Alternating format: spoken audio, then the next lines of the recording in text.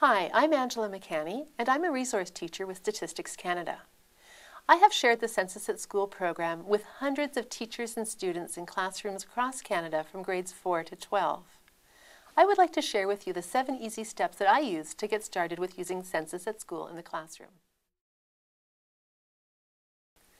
The first step is to register yourself as a teacher on the Census at School website to obtain your teacher password. To start, go to www.censusatschool.ca. From the home page, in the left menu bar, click on Teachers. At the top of the screen, click First Time User and follow the instructions starting at the top of the page. Once you have entered the required information, your Census at School teacher password will be automatically emailed to you.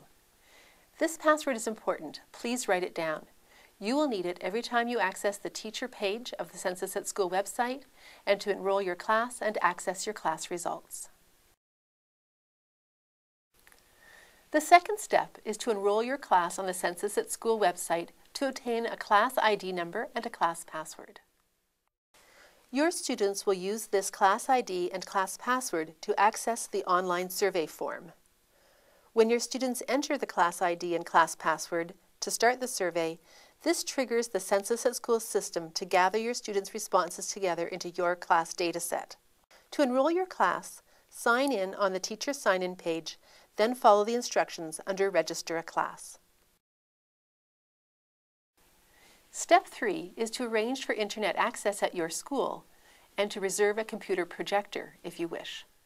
At most schools, the computers are in high demand, and you may need to reserve computer time in the library or the lab well in advance. It may be possible to reserve the school media cards as well.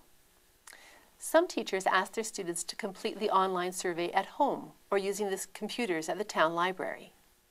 I find it useful to reserve a computer projector as well so that I can show the students their class results once they have all completed the survey. The students get a great kick out of finding themselves in their class results. Step 4 is to share information about the Census at School project with your school principal and the students' parents or caregivers. This is an optional step, but it is always a good idea to share what you're planning with your class. There are letters for both pre-written on the Census at School website. To find the letters, go to Teachers on the left menu bar. Scroll down past Getting Started to number 4, Useful Materials. There you will find both the letter to principals and the letter to parents or caregivers. These letters describe the origins of the Census at School project, the types of questions on the survey, and the learning benefits for the students participating in the project. Please ask your principal to consider proposing the project to other teachers in your school. There is also a letter to parents and caregivers that covers similar information, as well as questions parents may have about privacy and confidentiality. While Statistics Canada has ensured that there are no privacy issues connected with the online survey, the letter to parents or caregivers, as well as the Parents section of the Census at School website, can provide them with more information. Step 5 is to review the questions on the survey and perhaps try the online questionnaire yourself. This will help you know whether there are any questions that will need extra explanation for your class, and will also help to give you some ideas about how to use the data results to cover your curriculum expectations. To find a copy of the questionnaire on the Census at School website, go to the left menu and click Survey Questions. At the top of the page, select the questionnaire for the appropriate grade level, grade 4 to 8 or 9 to 12. You might like to print a hard copy of the questionnaire by clicking on PDF.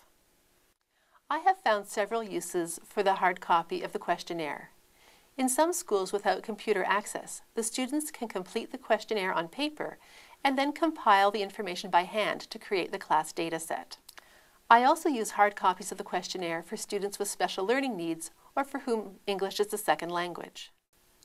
In addition to reviewing a hard copy of the questionnaire, you have the option of trying the electronic online version of the questionnaire yourself, just as your students will do. On the Survey Questions page, click on Teachers, Try the Online Questionnaire. Decide on the elementary or secondary version of the survey, and enter the appropriate class number and class password in the empty boxes. This will take you to a test copy of the online survey where you can work your way through the questions. Experiment with the drop-down menus and the reaction timer. Try it. It's a lot of fun. It will also let you see how long it may take your students to complete the survey. I find that there is quite a bit of variability, from 10 to 30 minutes, depending on the student's grade level, their reading ability, and how much they want to compare their answers with their friends. The sixth step is taking 5 non-sensitive body measurements with the class. These include height, arm span, foot length, length of the forearm, and wrist circumference. For quick and easy measuring, I usually set up measurement stations around the classroom. Everything else that you need, except for 2 full-length measuring tapes for the height and arm span, is available on the Census at School website. Click on Survey Questions in the left menu bar. For complete instructions on how to take the 5 body measurements quickly and accurately, see the Guide to Taking Measurements. Pictures on the right-hand side model students working in pairs to take the measurements.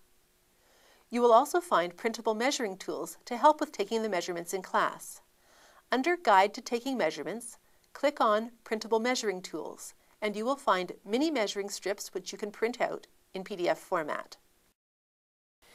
These 24 centimeter strips can be used for measuring the foot length, the length of the forearm, and the wrist circumference. If you go back 2 screens, you can also print out measurement worksheets where each student can record his or her measurements. Under Printable Measuring Tools, go to Measurement Worksheets and choose either printable format. These will come with 8 individual worksheets per sheet, so you will only need to print out 3 or 4 sheets for the entire class. Have fun with these measurements. Your students will love it, and the benefit for you is that you're covering the measurement strand of the math curriculum. The 7th and final step is making sure that your students have their computer login numbers if these are required for using the computers in your school. Many students have these written into their agenda or memorized, but younger students may require you to provide them for them. Now you are ready for your students to complete the Census at School online survey. You will end up with a rich data set of data that your students understand because they collected it and it's all about them.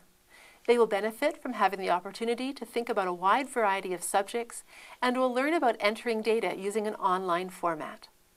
Enjoy your experience with Census at School.